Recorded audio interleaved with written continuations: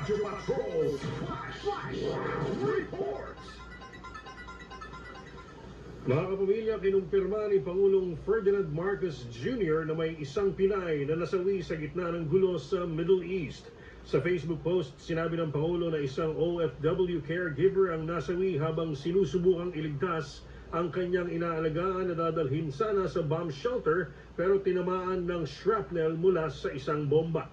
Tiniyak naman ng Pangulo ang buong suporta sa pamilya ng biktima, gayon din ang patuloy na pagtutok sa sitwasyon ng mga OFW sa gitnang silangan.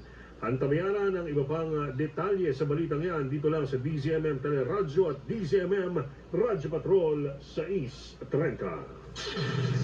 DZMM Radyo Patrol Flash Reports.